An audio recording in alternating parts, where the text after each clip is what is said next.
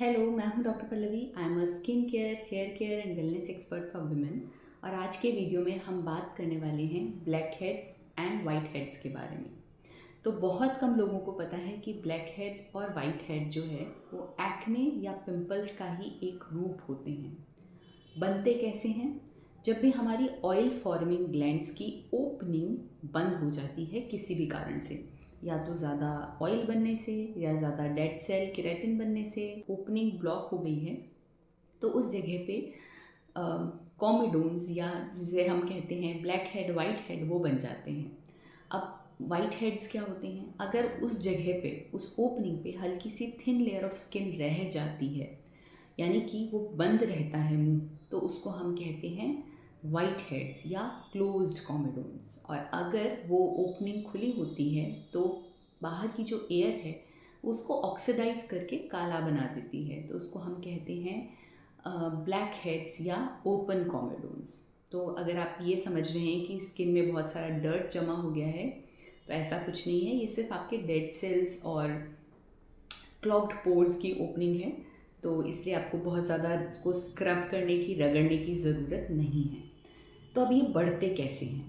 Any condition जो body के oil को बढ़ाएगी या बैरियर को डैमेज करेगी या वहाँ से ओपनिंग ओपन नहीं हो पा रही है क्योंकि वो डेड सेल्स इकट्ठे होते जा रहे हैं, तो फिर वहाँ पे कॉमेडोन्स या ये ब्लैक हेड वाइट हेड बनने के चांसेस रहते हैं। तो अगर हम बाहर से देखें कौन कौन सी कंडीशन है, any kind of thick makeup application या फिर बहुत ज़्यादा लेयर्स में हम मेकअप लगाते हैं और बहुत देर तक लगा रहता है, तो पोर्स क्लॉग हो जाते हैं। या फिर अगर बहुत ज़्यादा पसीना आता है तो उसकी वजह से भी ऐसा हो सकता है। या फिर अगर बालों में तेल लगाया है और तेल पसीने के साथ ट्रिकल डाउन करता है फेस पर, तो वो भी पोर्स की ओपनिंग को क्लोज कर देता है। या फिर कुछ लोगों को आदत होती है सिर में तेल लगाने के बाद बचे हुए तेल को चेहरे पे पोंछ लेते हैं या चेहरे पे तेल लगाते हैं। इन दैट कंडीशन भी आपके जो पोर्स हैं वो क्लॉग होने के यानी बंद होने के चांसेस रहते हैं। मौसम के साथ में आप देखेंगे ह्यूमिड वेदर्स, गर्मियों में जब पसीना ज़्यादा आता है तो फिर आपके पोर्स जो हैं वो क्लॉग होने के चांसेस रहते हैं। ऐसी डाइट खाने से जो ब्लड में इंसुलिन स्पाइक्स को बढ़ाती है, शुगर लेवल्स को बढ़ाती है, जिन्हें हम हाई ग्लाइसेमिक इंडेक्स फूड कहते हैं, जैसे कि मैदा की बनी हुई चीज़ें, या फिर आप कह लो फैट, ज़्यादा fat, thick creams, shakes, dairy products except curd, ये इंक्रीज करते हैं। ये सब हो गए बाहरी फैक्टर्स। इंटरनल फैक्टर्स में अगर हम देखें तो एनी कंडीशन जो इंटरनल मिल्यू को चेंज करती है, इंटरनल बैलेंस को चेंज करती है। तो जैसे हार्मोन में अगर चेंज होता है, कैसे हार्मोन्स में चेंज होता है? एज के साथ में। तो टीन एज में ऑयल बढ़ना शुरू होएगा, एकदम से स्पर्ट आएगा हार्मोन्स का और फिर ज़्यादा कॉमेडोन्स दिखाई देंगे। या फिर अगर किसी को मेंस्ट्रुअल इरेगुलरिटीज़ है, पीरियड्स ठीक से नहीं आते हैं, इन दैट कंडीशन ये हो सकता है। या फिर स्ट्रेस ज़्यादा रहता है, नींद पूरी नहीं होती है, इन दैट कंडीशन ऑल्सो आपने देखा होगा किसी भी बड़ी इवेंट के पहले, शादी के पहले, एग्ज़ाम के पहले एक्ने फ्लेयर अप कर जाते हैं। या फिर एज ए सेड अगर फूड प्रॉपर नहीं है या आपकी लाइफस्टाइल इस तरीके की है कि आप स्मोकिंग, ड्रिंकिंग, नींद पूरी नहीं होना, ये सारी चीज़ें हैं, तो ये आपके इंटरनल बैलेंस को चेंज करती हैं, एक्ने को या कॉमेडोन्स को फ्लेयर अप करती हैं। तो फिर अब आपको क्या क्या करना चाहिए कि आप ये कॉमेडोन्स को अवॉइड कर सकें? प्रॉपर स्किन केयर फॉलो करें, स्किन को प्रॉपर वॉश करें 2 बार। ऐसे फेस वॉशेज़ यूज़ करें जो आपकी स्किन के ऑयल को कंट्रोल करता हो। थिक मेकअप्स नहीं अप्लाई करना है या लंबे समय तक अप्लाई नहीं करना है। अगर आपका प्रोफेशन ऐसा है, आपको करना पड़ रहा है, तो फिर उसको लंबे समय तक नहीं करना है। सोने से पहले उसको प्रॉपर्ली रिमूव करना है। आपके जो मेकअप ब्रशेज़ हैं वो भी प्रॉपर्ली क्लीन होने चाहिए, बहुत ज़्यादा गंदे नहीं रहने चाहिए। ऐसे प्रोडक्ट यूज़ करें जो नॉन कॉमेडोजेनिक हो, तो आप देखेंगे जेल बेस्ड प्रोडक्ट ज़्यादा अच्छे होते हैं रादर देन थिक प्रोडक्ट्स, वो आप चेक करेंगे। डाइट, रेनबो डाइट खाएं, ऐसी डाइट जो आपके स्किन को हेल्प करे। बैरियर फंक्शन को इम्प्रूव करे, जिससे zinc, omega 3 fatty acid, retinoids, vitamin C, ये सब आपके स्किन के लिए हेल्पफुल होते हैं। हमने ऑलरेडी इसके लिए एक वीडियो बनाया हुआ है, सप्लीमेंट्स क्या क्या स्किन के लिए अच्छे हैं, that you can check out. और ज़रूरत पड़ती है तो डेफिनेटली आपको अपने डॉक्टर से कंसल्ट करना चाहिए। क्यों? क्योंकि जो इसके कॉन्सिक्वेंसेस होते हैं वो ज़्यादा ख़राब होते हैं। जितने ज़्यादा दिन तक चेहरे पे ये दाने बने रहेंगे, उतने ज़्यादा काले निशान बनने के चांसेस हैं और उतने ज़्यादा गड्ढे बनने के चांसेस हैं। तो एज सुन एज ये आते हैं और आपको इनका प्रॉपर कंसल्टेशन करके इसका ट्रीटमेंट करें, इसको अवॉइड नहीं करें। अपने आप को हाइड्रेटेड रखें, लाइफस्टाइल मॉडिफिकेशन करें, नींद पूरी लेना ज़रूरी है, धूप से बचाव करें, ये सब चीज़ों का ध्यान रखना है।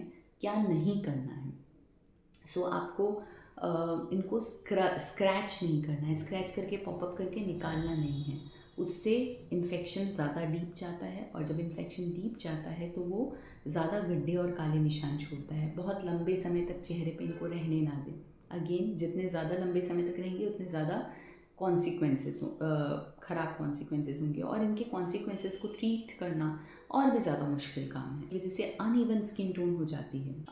डाइट में ऐसी चीज़ें ना खाएं जो आपके शुगर स्पाइक्स को बढ़ाती हैं, यानी कि सफ़ेद रंग की चीज़ें, मीठी चीज़ें और तली हुई घी की चीज़ें।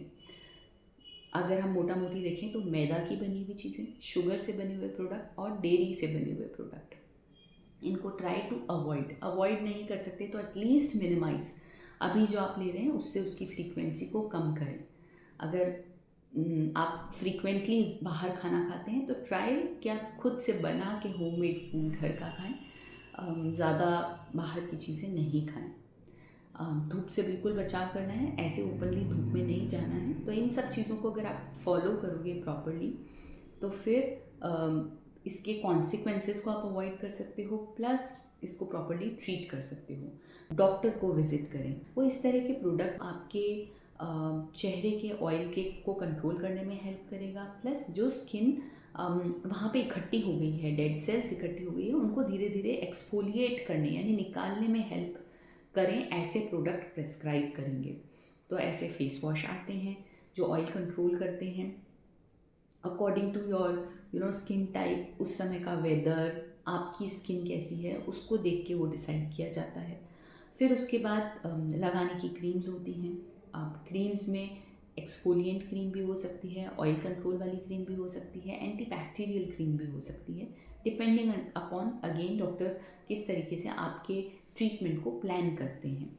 एंड देन उसके बाद होता है मॉइस्चराइज़र, क्योंकि ऑयल कंट्रोल करने से भी चेहरे पे ड्राइनेस आएगी, एक्सफोलिएशन से भी ड्राइनेस आएगी, तो साथ में ऐसा जेल बेस्ड मॉइस्चराइज़र की ज़रूरत है जो आपकी स्किन को सूट करे।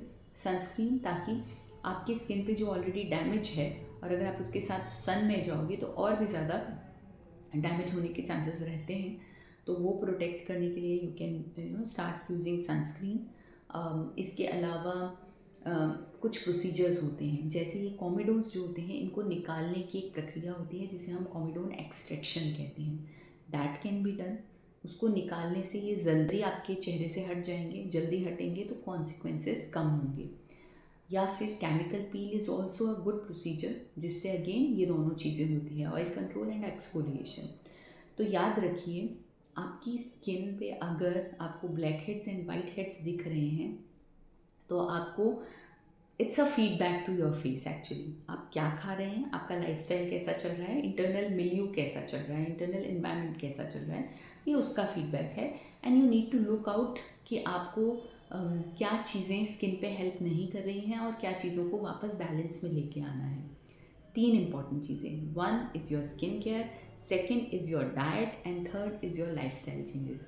अगर आप इन तीनों चीज़ों पे काम करते हैं तो आप अपने white heads and black heads को काफ़ी हद तक कंट्रोल करके रख सकते हैं। अगर आपको ये हेल्पफुल लगा वीडियो तो please share it with someone who may need it. That's all for today. Bye.